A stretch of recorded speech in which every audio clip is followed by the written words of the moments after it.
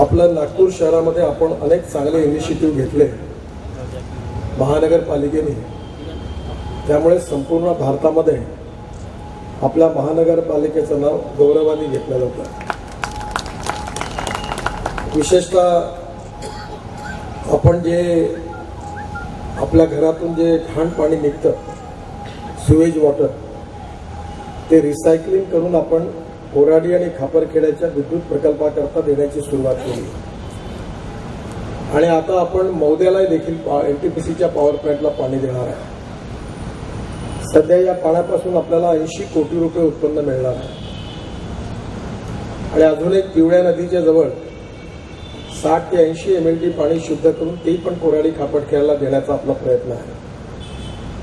जर आपण हे सगळं पाणी घाण पाणी शुद्ध करून जर वीज प्रकल्पाला दिलं तर पेस धरणामध्ये महाराष्ट्र राज्य वीज मंडळाचा जो 180 MLD पाण्याचं रिझर्वेशन आहे, ते रिझर्वेशन रद्द करून ते पाणी नागपूर शहराकरता पिण्याच्या पाण्याकरता उपलब्ध होणार आहे।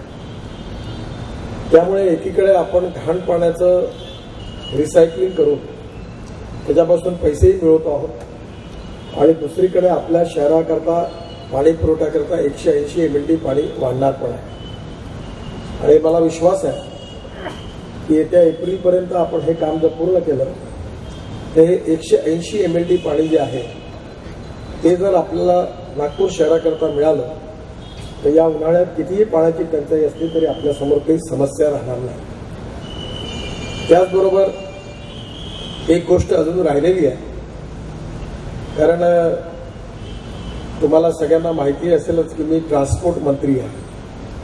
ही जी योजना आता बंटी कुकडे तुम्ही जी सांगितली ते पैसे मीच महाराष्ट्र सरकारला दिले आहेत आणि याच्यामधून आता आपल्या देशामध्ये आपण जलप्रदूषण आणि वायू प्रदूषण ही मोठी समस्या आहे। आपण सगळेजण आपले मुलं बाळा जे आजारी पडतात याचं कारण वायू प्रदूषण आणि जलप्रदूषण आहे। जर प्यायला शुद्ध आणि स्वच्छ पाणी मिळालं आणि आपल्याला शुद्ध हवा मिळाली तर आपलं डॉक्टरचं बिल शून्यावर येणार आहे आणि म्हणून आपलं नागपूर शहर सुंदर स्वच्छ शहर होत असताना हे जल आणि वायू प्रदूषण पासून मुक्त झालं पाहिजे, हा देखील संकल्प आपल्या महापौरांच्या नेतृत्वाखाली महानगरपालिकेने केलेला आहे आणि मला या गोष्टीचा आनंद आहे की यामध्ये आपण जे काही निर्णय घेतोय त्यातला आजचा हा निर्णय हा आर्थिकदृष्ट्याही आणि प्रदूषणादृष्टीने देखील आपल्या इतिहासातला फार महत्वाचा आणि मोठा असा निर्णय आहे। सगळ्यात पहिली गोष्ट अशी आहे की आपल्या परिवहन व्यवस्थेला 60 ते 75 कोटी रुपयाचं नुकसान आहे। असं म्हटलं जातं की to save money is to earn money. त्यामुळे मी बंटी कुकडेंना धन्यवाद देतो की डिझेलवर चालणारी बस ही 1 लिटरवर 2.75 किलोमीटर चालत होती आणि आता आपण जी बायो CNG आणलेला हा CNG आणलेला आहे, या CNG वर चालणारी बस जी आहे ती 4.25 किलोमीटर चालणार आहे। म्हणजे डिझेलचा भाव आहे 65 रुपये लिटर आणि या CNGचा भाव कितना आहे 55, म्हणजे जवळपास 1 लिटर मागे 30 रुपये की 35 रुपये 30-35 रुपये बचेंगे। 22 से 24 रुपये याच्यात वाचणार आहे, कारण ही जी किट लावलेली आहे या किटची किंमत आपण दिलेली नाही, ज्यांनी लावले त्यांनीच लावलेली आहे। पण माझा विश्वास आहे माझ्या इतका या विषयातला एक्सपर्ट हिंदुस्थानात कोणी नाही, त्यामुळे तुम्ही मला आता कन्सल्टंट म्हणून गृहीत धरा। हे सगळं मीच आणलं देशात आणि आपल्या देशात 8 लाख कोटी रुपयाचं इम्पोर्ट। आपल्या देशाची इकॉनॉमी या पेट्रोल डिझेलमुळे आपण अडचणीत आलेलो आहोत।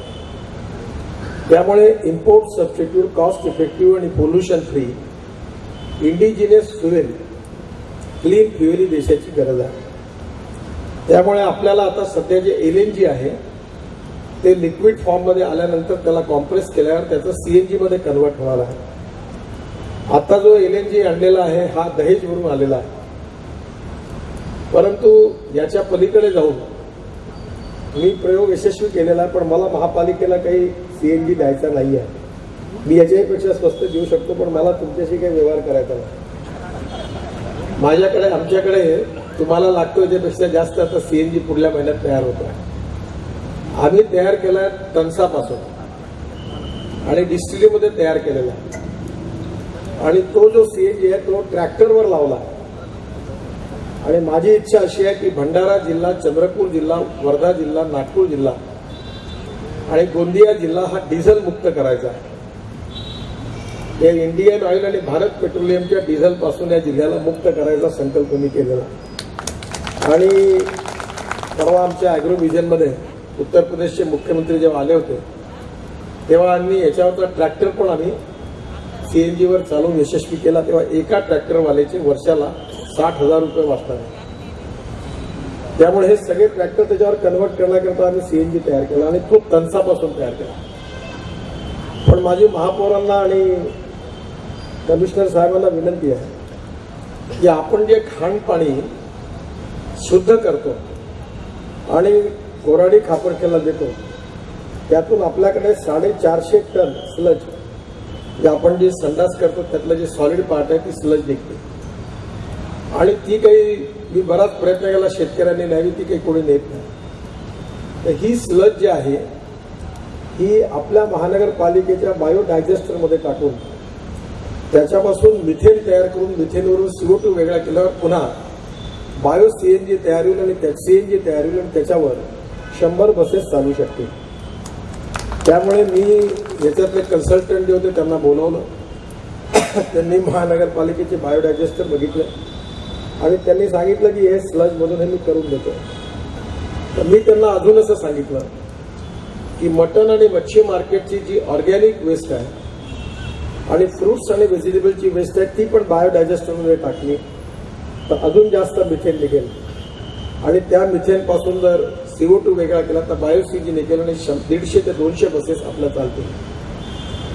आता जे बंटी कुकडेंनी सूचना केली ही खरं म्हणजे कमिशनर साहेबांनी ताबडतोब अंमल केला पाहिजे.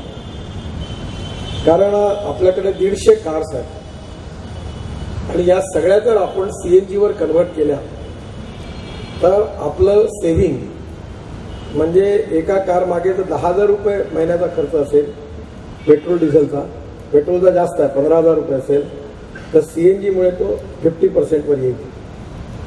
म्हणजे 40% जरी तुमचं वाचलं तरी तुमचं फ्युएलचं बिल जे वर्षाचं आहे ते जर समजा 3-4 कोटी असेल तर त्यात 1.5-2 कोटी रुपये ताबडतोब सेव्हिंग होईल आणि प्रदूषण पण होणार नाही. परंतु त्याहीपेक्षा महत्वाचं आहे की आपलं शहर प्रदूषणापासून मुक्त होईल. त्यामुळे आपण यामध्ये जसं ग्रीन सिटी, स्मार्ट सिटी तशी प्रदूषणमुक्त शहर हे आपण केलं पाहिजे. आणि मला तर याच्याबद्दल फारच माझ्या मनामधली भावना तीव्र आहे. लोक महानगरपालिकेतून पैसे कमवतात, म्हणजे हे बसलेले नगरसेवक नाही आहे त्यातले, पण मी नेता म्हणून 50 लाख रुपयाचं इथेनॉल महानगरपालिकेला डोनेशन म्हणून फुकट दिलं की आपल्या बसेस इथेनॉलवर चालल्या पाहिजे. याचं कारण ग्रीन फ्युएल वापरलं गेलं पाहिजे. आज तुम्ही जेवढे लोक बसलेले आहात त्यांच्याजवळ पेट्रोलची गाडी आहे, स्कूटर आहे, त्या सगळ्यांच्या पेट्रोलमध्ये आम्ही तयार केलेलं 10% इथेनॉल आहे. आणि आपल्या ज्या बसेस होत्या स्कॅनियाच्या त्या 100% बायो इथेनॉलवर होत्या. त्याही बसेस आता कमिशनर साहेबांनी मला सांगितलं की आपण लवकरच सुरू करू. त्या बसेसचे आपण पैसे देऊ न शकल्यामुळे आपल्याला त्या बसेस बंद झाल्या. पण याचा एक मोठा फायदा नागपूर शहराची प्रतिमा देशात पोहोचली की ग्रीन फ्युएलवर चालणारं ट्रान्सपोर्ट कुठे आहे? नागपूर शहरात. रिसायकलिंग करून पाणी विकून पैसे कमावणारी महानगरपालिका कोणती? तर नागपूर महानगरपालिका. आणि म्हणून परवा जेव्हा दिल्लीमध्ये मोठ्या मोठ्या मीडियामध्ये डिस्कशन होतं नागपूरच्या एक्सपेरिमेंटचा चर्चा होते. आणि त्यामुळे तुम्ही जर आपली सगळी वाहनं ही जर तुम्ही डिझेल आणि पेट्रोलपासून जर मुक्ती केली तर शहरातलं प्रदूषण पण कमी होणार आहे आणि नागपूर महानगरपालिकेचं नाव देखील या देशात सगळेजण आदर्श म्हणून घेतील आणि आपलं अनुकरण करतील. एवढंच नाही तर कोळशापासून मिथेनॉल तयार होतं. आणि म्हणून मी माझ्या विभागातर्फे मुंबई, नवी मुंबई, पुणे आणि गुवाहाटी 4 शहरांना 10 बसेस पायलट प्रोजेक्ट म्हणून दिलेल्या आहेत. त्या बसेस कोळशापासून तयार होणाऱ्या मिथेनॉलवर चालतात. इस्रायलमध्ये मिथेनॉलचा रेट 12 रुपये लिटर आहे. त्याच्यानंतर आपल्या इथे चीनमध्ये 17 रुपये लिटर आहे. आणि इंडियामध्ये RCF, गुजरात फर्टिलायझर आणि दीपक फर्टिलायझर यांचा रेट 22 रुपये लिटर आहे. आसाम पेट्रोलियम म्हणून आसाम सरकारची कंपनी आहे, ते मिथेनॉल बनवतात आणि त्यांच्याकडे आता गुवाहाटीमध्ये मिथेनॉल 100 टन पर डे तयार होतं. आणि आता आम्ही गंगा आणि ब्रह्मपुत्रेमध्ये जहाज सुरू केले आहे. हजारो जहाज आणायला सुरू झालं, जलवाहतूक सुरू झाली. आणि म्हणून आता आम्ही मिथेनॉल बेस्ड इंजिन वापरणार आहे. त्यामुळे रोडने जायला जर 10 रुपये खर्च असेल, रेल्वेने जायला 6 रुपये खर्च असेल, तर पाण्यावरून जायला फक्त 1 रुपया खर्च आहे. त्यामुळे लॉजिस्टिक कॉस्ट कमी झाल्यामुळे आपल्या देशात इम्पोर्ट पण वाचणार आणि प्रगती आणि विकासाकरता एक्सपोर्ट पण वाचणार. त्यामुळे आपल्याकडे नागपूर विभागात कोळसाही पडलेला आहे. पण माझी आपल्याला विनंती आहे की या व्यतिरिक्त आपला भंडारा, चंद्रपूर, गडचिरोली, नागपूर जिल्ह्यातला अर्धा भाग, या भागामध्ये आपल्या इथे तणस आहे. आणि आता गोसीखुर्द प्रकल्पामुळे आपलं तांदूळाचं उत्पन्नही वाढलेलं आहे.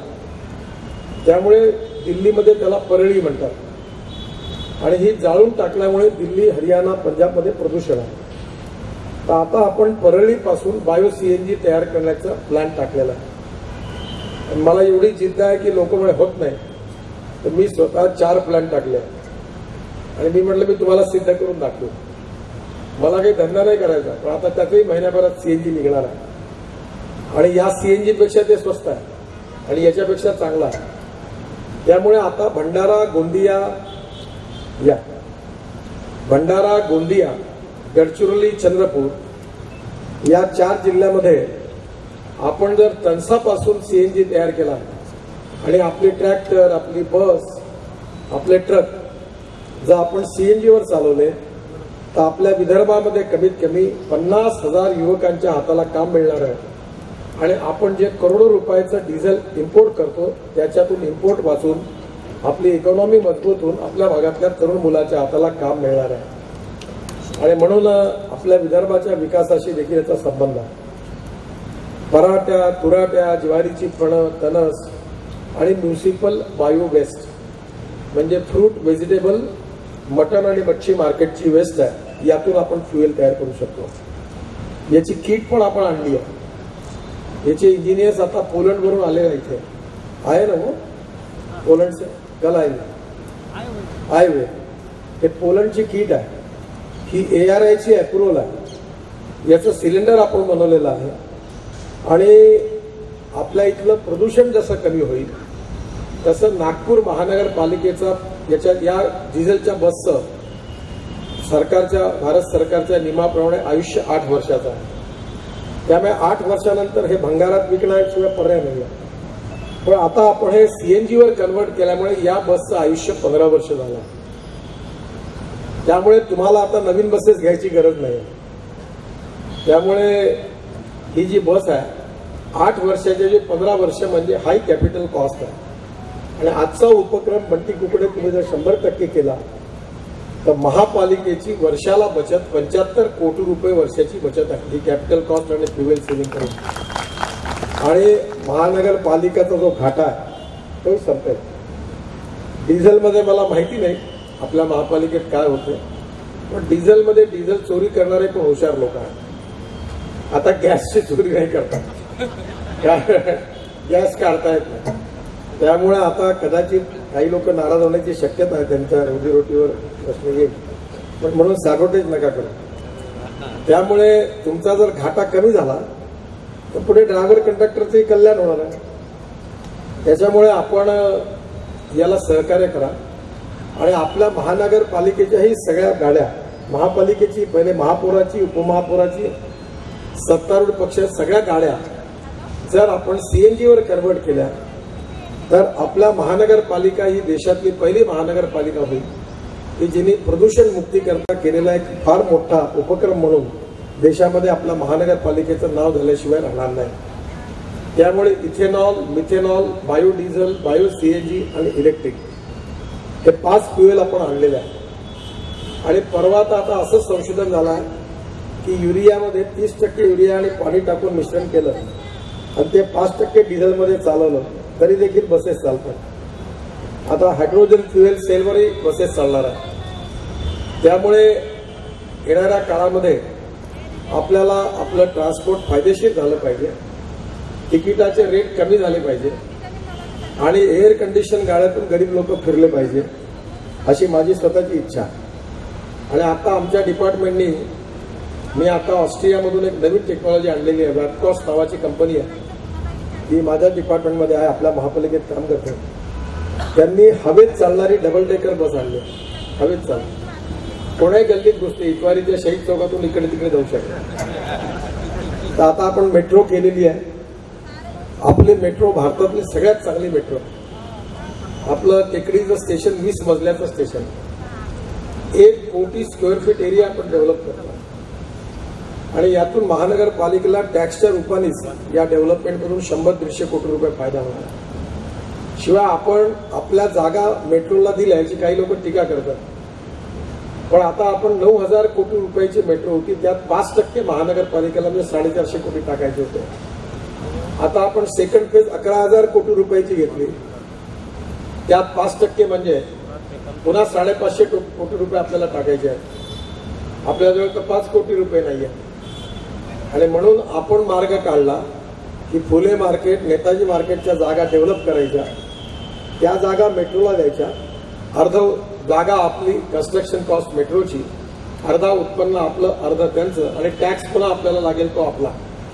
आणि त्याच्यात आपली इक्विटी दाखवल्यामुळे आपण हे पैसे टाकू शकलो.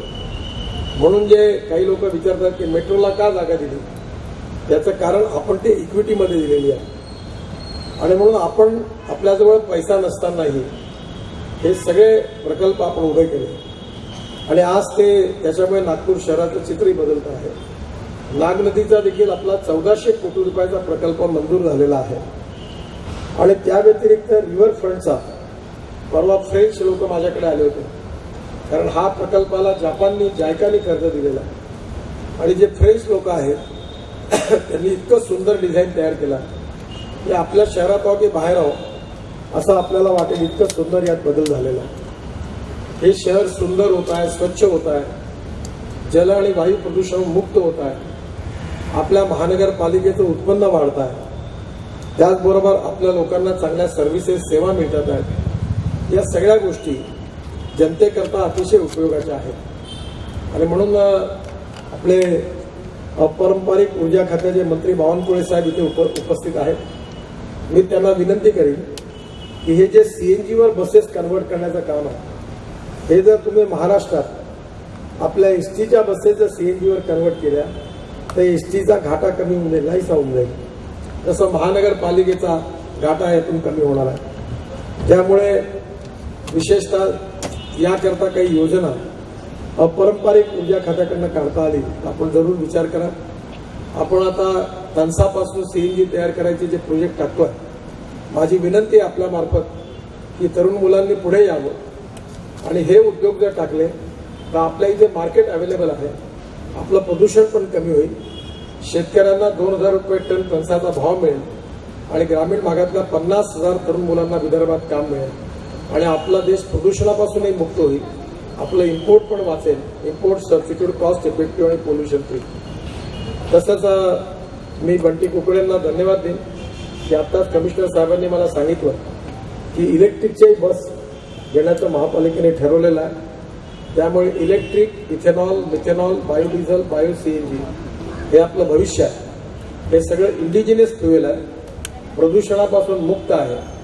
आणि म्हणून या दृष्टीने महानगरपालिकेने आजचा इनिशिएटिव्ह घेतला, याबद्दल मी व्यक्तिगतरित्या नागपूरचा नागरिक म्हणून आपण महानगरपालिकेला आणि नागपूरच्या जनतेला प्रदूषणापासून मुक्ती देण्याच्या संकल्पामध्ये आजचा हा इनिशिएटिव्ह म्हणून जे कार्य सुरू केलं याबद्दल महापौरांना, उपमहापौरांना, स्टँडिंग कमिटीचे चेअरमन आहेत त्यांना, आयुक्त साहेबांना, बंटी कुकडे ज्यांनी अतिशय चांगला एक इनिशिएटिव्ह घेतला त्यांना, आणि तानाजी वणवे विरोधी पक्ष त्यांना सगळ्या महापालिकेला मी मनापासून धन्यवाद देतो. आणि येणाऱ्या काळात आपल्या सगळ्यांनी जर प्रयत्न केला तर देशातलं सगळ्यात सुंदर स्वच्छ शहर, त्याचबरोबर जल आणि वायू प्रदूषणापासून मुक्त असणारं शहर म्हणून नागपूर पहिल्या क्रमांकावर आल्याशिवाय राहणार नाही. आणि आपल्या सगळ्यांच्या प्रयत्नातून ते निश्चितपणे येईल असा विश्वास व्यक्त करतो. आणि पुन्हा एकदा आपल्या सगळ्यांना धन्यवाद देऊन माझं बोलणं संपवतो. नमस्कार.